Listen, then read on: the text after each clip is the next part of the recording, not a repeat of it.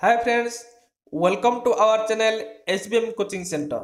Friends, এই ভিডিওରେ ଆମେ ଦେଖିବା ନା ତୁମର ଏମଆଇଏଲ ର ବା ଓଡ଼ିଆ ଭାଷାର ସବଜେକ୍ଟ ଯାହାକି ଆମେ 50 ମାର୍କ ଆମେ ଅବଜେକ୍ଟର ପୂର୍ବ ଭିଡ଼ିଓରେ ଆମେ ଅବଜେକ୍ଟର 50 ମାର୍କ ଆମେ ଆଲୋଚନା କଲେ ଏବଂ ଆମେ ତାର ସେକେଣ୍ଡ ପାର୍ଟ ସବଜେକ୍ଟ 50 ମାର୍କ ଦେଖିବା। ଆପଣ ମାନେ এই क्वेश्चन गुड ध्यान दियंतु आउ जदि पूर्व वीडियो गुड देखि नांती ताहले वीडियोटी नहीं प्लेलिस्ट को जाकर वीडियो देखी दिंतु। फ्रेंड्स एमतीका समस्त जब वीडियो आपण मैंने चाहते एग्जाम बेसिस कौन तथ्य जानवा चाहते एवं आम चैनल को सब्सक्राइब कर दिंतु।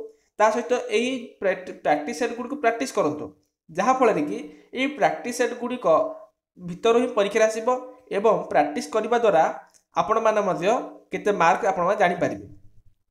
चलतु देरी नक वीडियो स्टार्ट करवा।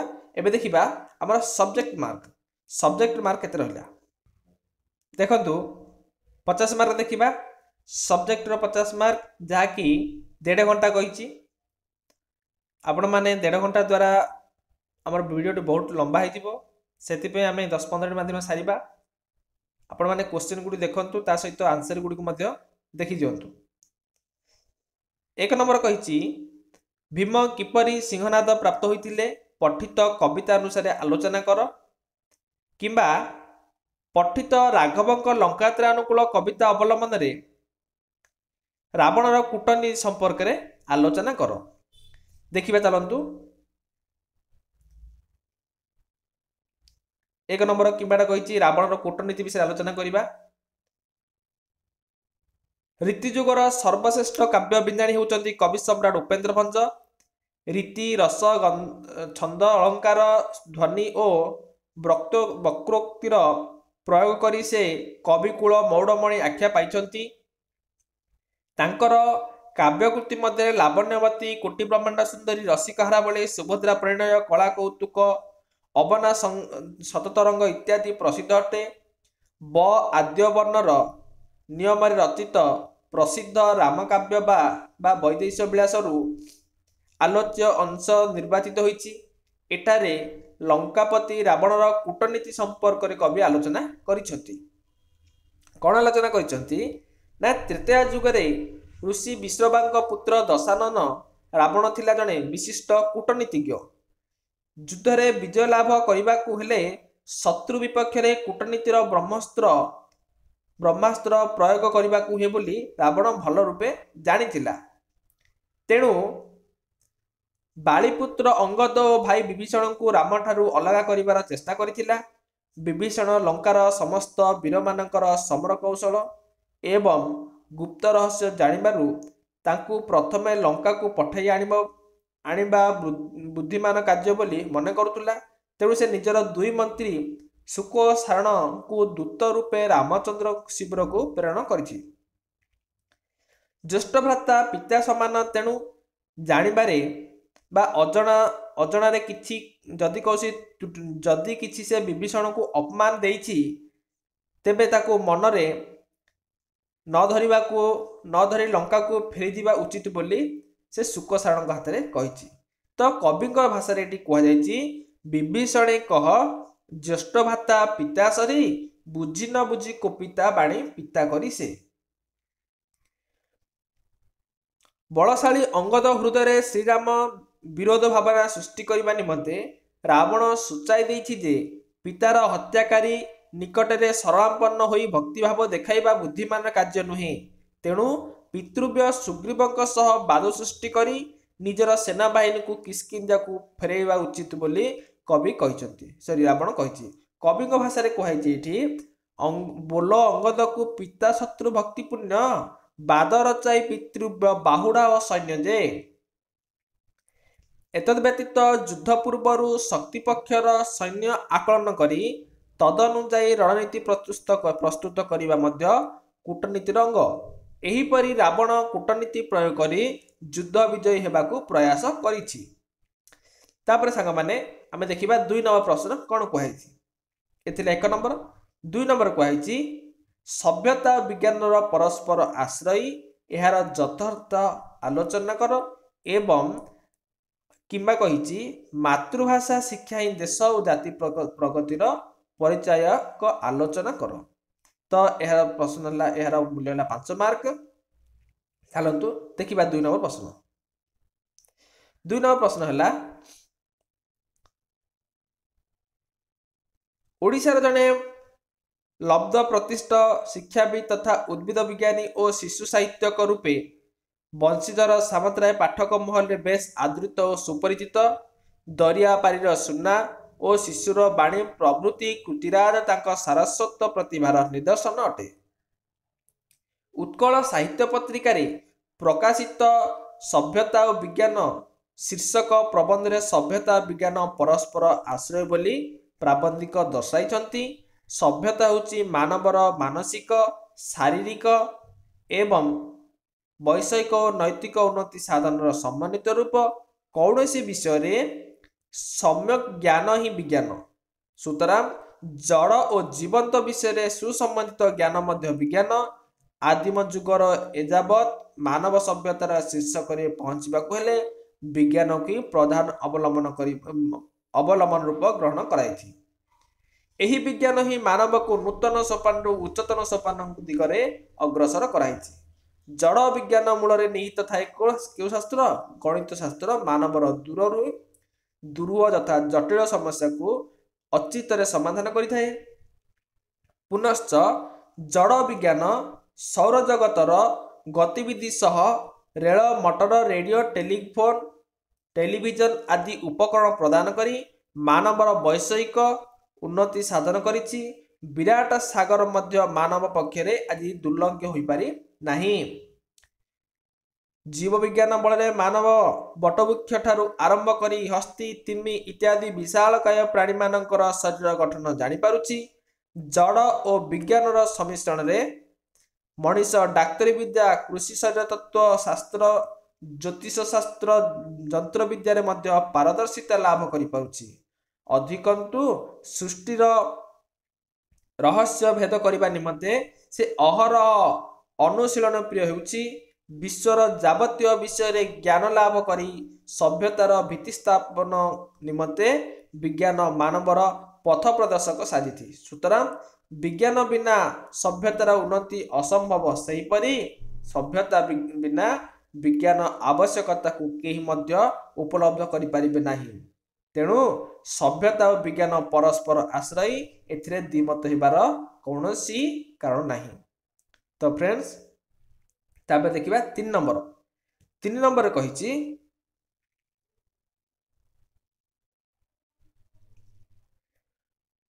प्रसंग सप्रसंग सरलार्थ लेख। भाग्यवती मते संसारे बोलिबे तो जोगु पर संसारे। फ्रेंड्स एडा होछि हमर तपस्विनी काव्य। तार किम्बार देइछि नलिनी पत्र जेने पड़ेतण पानी पृथ्वी दलदरित कंपाई मेदिनेरा भीमक सिंहनाद रड़ी। तो आम देखा या भितर कोड़ा गोटे लिखा। तो किम्बार लिखा कौन भीमक सिंहनाद रड़ी अंशटी। चलतु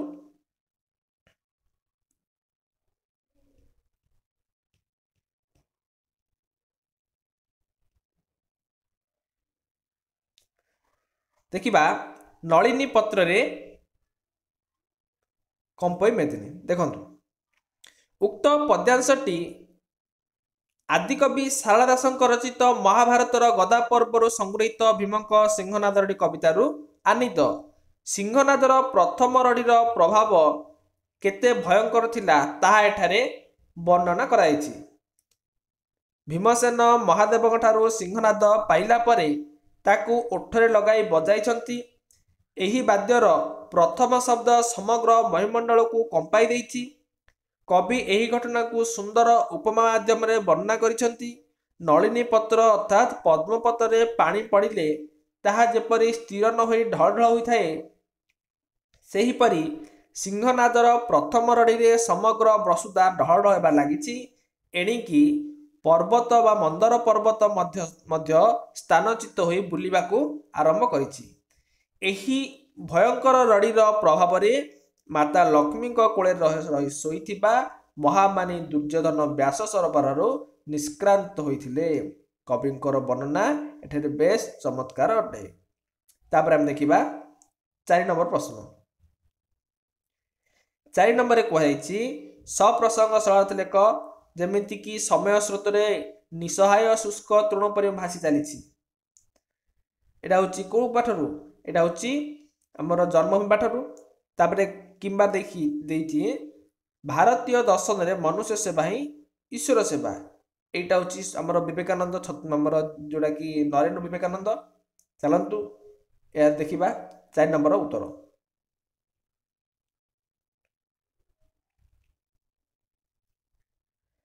ଆମେ ଦେଖିବା ଏଠି ଦେଇଛି ସମୟ ସ୍ରୋତରେ ଭାସି ଚାଲିଛି, ଯାହାକି ଆମର ଜନ୍ମଭୂମି ପ୍ରବନ୍ଧରୁ। ଉକ୍ତ ଗଦ୍ୟାଂଶଟି ପ୍ରାବନ୍ଧିକ କୃଷ୍ଣଚନ୍ଦ୍ର ପାଣିଗ୍ରାହୀଙ୍କ ରଚିତ ଜନ୍ମଭୂମି ପ୍ରବନ୍ଧରୁ ଆସିଛି। ସମୟର ସ୍ୱରେ ଆଧୁନିକ ମଣିଷ କିପରି ଅସହାୟ ତାହା ଏଠାରେ ଆଲୋଚନା କରାଯାଇଛି। ଶିକ୍ଷା ଶେଷ ହେବା ପରେ ନିଜର ଶିକ୍ଷିତ ସମାଜ ଅଧିକରୁ ଅଧିକ ଅର୍ଥ ଉପାର୍ଜନ ନିମନ୍ତେ ନିଜର ମାତା ଧାତ୍ରୀ ଓ ଶିକ୍ଷୟିତ୍ରୀ ସ୍ୱରୂପିଣୀ ପଲ୍ଲୀ ଜନନୀକୁ ତ୍ୟାଗ କରି ସହରାଭିମୁଖୀ ହୋଇଥାଏ। ସମୟକ୍ରମେ ଶିକ୍ଷା ନିକଟରେ ସମସ୍ତ ମାନବିକତାକୁ ଉତ୍ସର୍ଗ କରି ନିଜର ଜନ୍ମଭୂମିକୁ ମଧ୍ୟ ପାଶୋରି ଦିଏ। ତେଣୁ ଜନ୍ମଭୂମି ସହିତ ସେମାନଙ୍କର ସମ୍ପର୍କ ଦିନକୁ ଦିନ କ୍ଷୀଣ ହେବାରେ ଲାଗିଥାଏ। ଏହା ହିଁ ଆଜିର ସମୟ ସ୍ରୋତା ବା ସମୟ ସ୍ରୋତ। ସେହି ସ୍ରୋତରେ ପ୍ରାବନ୍ଧିକ ଅସହାୟ ତୃଣ ପରି ଭାସି ଚାଲିଛନ୍ତି ନିଜର ପଲ୍ଲୀରୁ ସୁଦୂର ସହରକୁ। ଜନ୍ମଭୂମିକୁ ଫେରିବାକୁ ତାଙ୍କର ଶାରୀରିକ ଶକ୍ତିର ଅଭାବ ନଥିଲେ ମଧ୍ୟ ନୈତିକ ଶକ୍ତିର ଅଭାବ ରହିଛି। କେବଳ ଜାତି ସ୍ମର ହୋଇ ଜନ୍ମଭୂମିର ପ୍ରତ୍ୟେକ ଘଟଣାକୁ ମନେ ପକାଇବା ଛଡ଼ା ତାଙ୍କର ଆଉ ବିକଳ୍ପ ପନ୍ଥା ନାହିଁ। ବାସ୍ତବିକ ଜନ୍ମଭୂମି ସହିତ ଏହି ସମ୍ପର୍କହୀନତା ଆଜି ପ୍ରତ୍ୟେକ ଶିକ୍ଷିତ ସମ୍ପ୍ରଦାୟର ସମସ୍ୟା ରୂପେ ଉଭାଇଛି। ଇଏ ଥିଲା 4 ନମ୍ବର। 5 ନମ୍ବର ପ୍ରଶ୍ନକୁ ଯିବା। 5 ନମ୍ବର ପ୍ରଶ୍ନ କହିଛି ପ୍ରାୟ 200 ଶବ୍ଦ ମଧ୍ୟରେ କୌଣସି ବିଷୟରେ ପ୍ରବନ୍ଧ ଲେଖ। କ ନମ୍ବର ହବ କେଉଁ ପ୍ରବନ୍ଧ? ନିରକ୍ଷରତା ଏକ ସାମାଜିକ ବ୍ୟାଧି କିମ୍ବା ସମ୍ବାଦପତ୍ର କିମ୍ବା ଛାତ୍ର ଜୀବନ। ଏମାନ ଠାରୁ କୌଣସି ଗୋଟେ ଲେଖିବା। ଚାଲନ୍ତୁ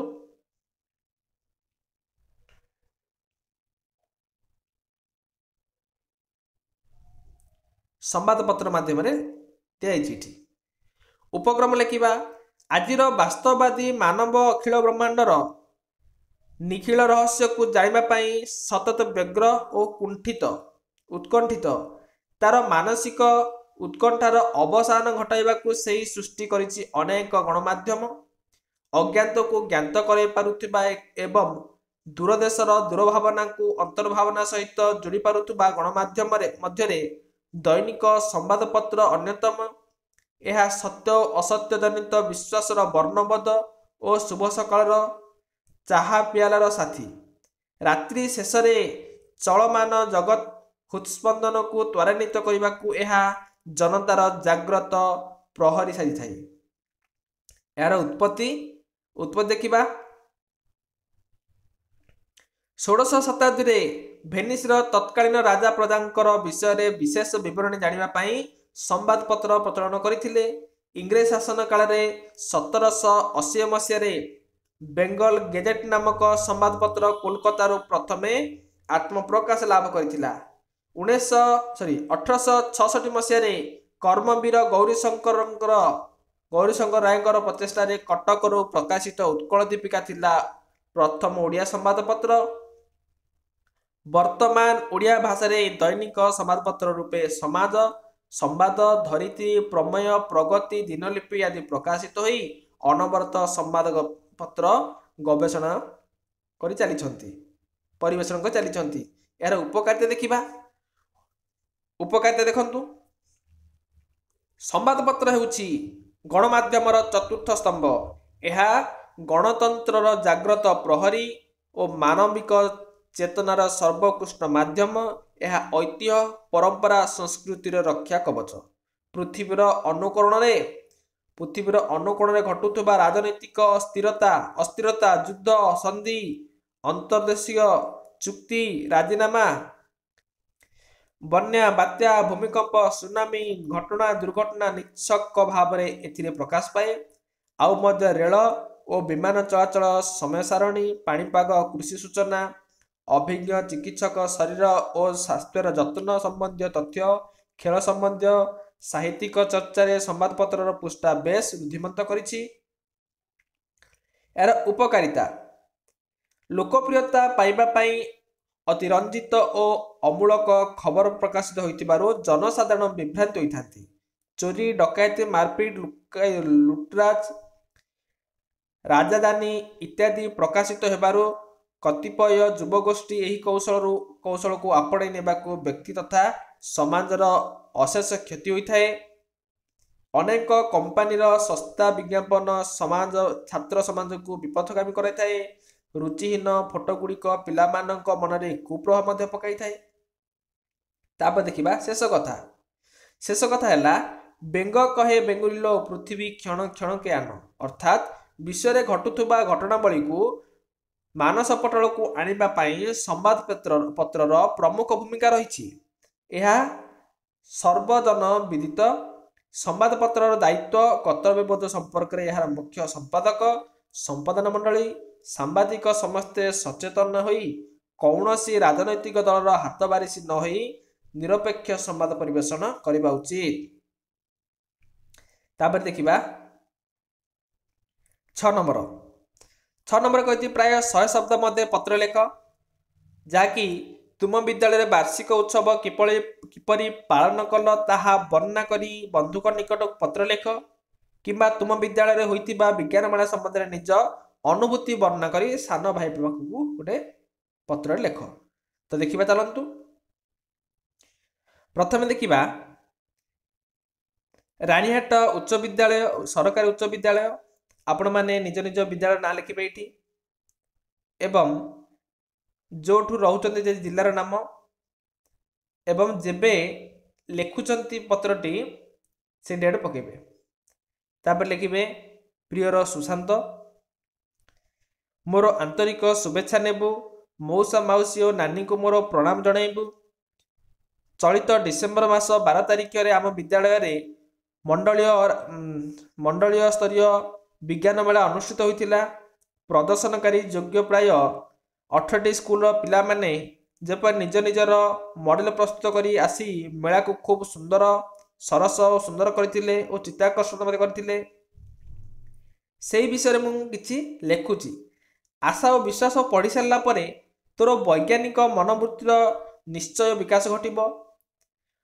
ମାନବ ଜାତିର ଉନ୍ନତି କେବଳ ବିଜ୍ଞାନ ଦ୍ୱାରା ହିଁ ସମ୍ଭବ। ତେଣୁ ଶିଶୁମାନଙ୍କ ମନରେ ବୈଜ୍ଞାନିକ ପ୍ରବୃତ୍ତିକୁ ଜାଗ୍ରତ କରାଇବାକୁ ଏହି ବିଜ୍ଞାନ ମେଳାର ଆୟୋଜନ। ଆମ ବିଦ୍ୟାଳୟରେ ବିଜ୍ଞାନ ମେଳାରେ ମୁଁ ସକ୍ରିୟ ଅଂଶଗ୍ରହଣ କରିଥିଲି। ଏଥିରେ ମୋର ବିଜ୍ଞାନ ଶିକ୍ଷକ, ପ୍ରଧାନ ଶିକ୍ଷକ ଓ ପିତାମାତା ମୋତେ ଉତ୍ସାହିତ କରିଥିଲେ। ମୋର ପ୍ରୋଜେକ୍ଟ ଥିଲା ଜଗୁଆଳି ବିହୀନ ରେଳ ଫାଟକ। ଏଠାରେ ଅଟୋମେଟିକ୍ ବା ସ୍ୱୟଂଚାଳିତ ଥିଲା। ଏହା ଗୋଟିଏ ଅଟୋମେଟିକ୍ ବା ସ୍ୱୟଂଚାଳିତ ଥିଲା। ମୁଁ ଏହାକୁ ଆସିଥିବା ଅତିଥିମାନଙ୍କୁ ଭଲ ରୂପେ ବୁଝାଇବାକୁ ସମର୍ଥ ହେଲି, ଯାହାଦ୍ୱାରା ପ୍ରଶଂସାପତ୍ର ମାନ୍ୟବର ଜିଲ୍ଲା ଶିକ୍ଷାଧିକାରୀଙ୍କ ଠାରୁ ହାସଲ କରିଥିଲି। ଅଧିକାଂଶ ଛାତ୍ର ଡେଙ୍ଗୁ, ପରିବେଶ ପ୍ରଦୂଷଣ, ମାରାତ୍ମକ ଏଡ୍ସ, ନିର୍ମଳ ପରିବେଶ ସ୍ୱାସ୍ଥ୍ୟ ସଚେତନତା ଉପରେ ବହୁତ ମଡେଲ ପ୍ରସ୍ତୁତ କରିଥିଲେ। ଆମ ସ୍କୁଲ ଦ୍ୱିତୀୟ ସ୍ଥାନ ହାସଲ କରି ପୁରସ୍କୃତ ହୋଇଥିଲା। ଆସନ୍ତା ବର୍ଷ ବିଜ୍ଞାନ ମେଳାକୁ ତୋତେ ନିଶ୍ଚୟ ଡକାଇବି। ଦେଖିଲା ପରେ ତୋର ବୈଜ୍ଞାନିକ ଚିନ୍ତାଧାରାରେ ନିଶ୍ଚୟ ଅଭିବୃଦ୍ଧି ଘଟିବ। ରହିଲି, ଚିଠି ପାଇଲା ପରେ ସବୁ କଥା ଚିଠିରେ ଜଣାଇବୁ।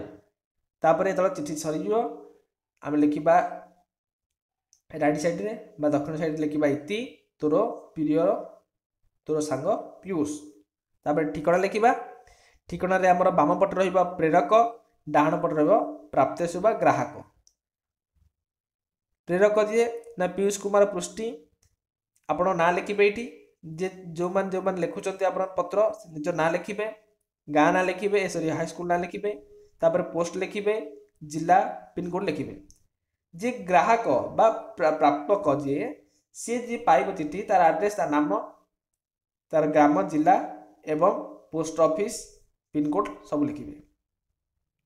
କିମ୍ବା ଯଦି ପକେଇବେ, ଯଦି ଆମର କ'ଣ ଲେଖିବା କହିଛି, ଦରଖାସ୍ତ ଲେଖିବା କହିଛି, ଦରଖାସ୍ତ ମଧ୍ୟ ଲେଖିଦେବେ। ମାନନୀୟ ଶ୍ରୀଯୁକ୍ତ ନଗରପାଳିକା କଟକ महोदय समीपेषु विषय मशा मानक उपद्रवर प्रतिकार निमंते निवेदन। महाशय निवेदन कारण एही कि जे आम्बे निम्न स्वाक्षरकारीगण Cuttack municipal corporation 32 number वार्डर थोरिया Sahir अधिवासी अटु। एठारे बस्ती बासिंदा और झुंपुड़ी घरे बास करुथुबा लोक हाराहारी 80% अटंती। एठाकार बासिंदाकर शिक्षा और सचेतनतार घोर अभाव, अस्वास्थ्यकर परिवेश तथा नाली नर्दमा नियमित सफा न होथिबारु एहा जेपरी मशा वृद्धिर जन्मस्थली पलटिछि। निगम पक्षरु नियमित मशा तेल पका जाउ नाही। तेणु राति कथा दूर थाउ, दिन बेला मशा मानकर बेतालिया गीत सह देहर अनावृत स्थान को फुटाई देबारु आमे माने त्राही त्राही डाक छाड़ुचु। पिला मानकर ठारू आरंभ करी वृद्ध वयोज्येष्ठ समस्ते मशा कामुड़ारे मलेरिया फालेरिया डेंगू ज्वर आक्रांत होई विभिन्न हॉस्पिटल रे चिकित्सित होउछंती। एई विषय रे आमे बस्ती बासिंदा उपरिस्थ कर्मचारी को जणाइले मध्य अद्यावधि किछि सुफल मिलु नाही। एणु विनीत अनुरोध करू कि आपण दया परवशत होई मशाक दौरात्म्यरू आम्भ मानकु निष्कृत देवा पाई विहित पदक्षेप ग्रहण कले आम्भे माने आपणक निकटरे चिर उपकृत हेबु किबा अनुगृहीत हेबु। इति आपणकर विश्वस्त प्रतिम माझी, अक्षय कुमार बारिक इत्यादि आपण मानकर जो विभिन्न प्रकार किछि लोकर सिग्नेचर पकेबे। तापरे जो एरिया लिखुचंती से एरिया नाम लिखिबे, ठिकाना लिखिबे। ठिकाना जमिति प्रेरक ग्राहक, प्रेरक आपण मानक जे चिठी पठाउची से माने लिखिबे, जोठु पठाउ तारा एड्रेस लिखिबे ठिकाना, एवं जे जोठ चिठी पहुँचबो सेठी मध्य लिखिबे। फ्रेंड्स आज आम देखिले ए वीडियो रे तुमर आजिर संवाद पेपर आसीथिबा ओडिया भाषा जहाँकि आमे एथिरे ऑब्जेक्ट 50 मार्क आलोचना कले। तार पूर्व वीडियो मध्ये आमे सब्जेक्ट आलोचना करिसंती। फ्रेंड्स एई गुडी को बारंबार प्रैक्टिस करंतु एवं समस्त जो खबर कागज आसीथिबा सेट गुडी को किबा प्रैक्टिस सेट गुडी को प्रैक्टिस करबा द्वारा आपण मानकर मध्ये ज्ञान किछि बढ़िबो, जहाँकि आपण मानकर एग्जाम रे सहायक हबो। किछि असुविधा हबनी। मु कोन समस्त वीडियो को समस्त पेपर रे आसुथिबा प्रैक्टिस सेट को आन देबी। सेति पई आम वीडियो सहित आपण माने जड़ित रुहंतु। मु जेते बेले कोनोसी वीडियो आपण मानक आनिबी सर्वप्रथम आपण माने जेमिति नोटिफिकेशन पाई परिबे सेमिति सब्सक्राइब कर दियंतु। रहउची परवर्ती वीडियो देखा हबो।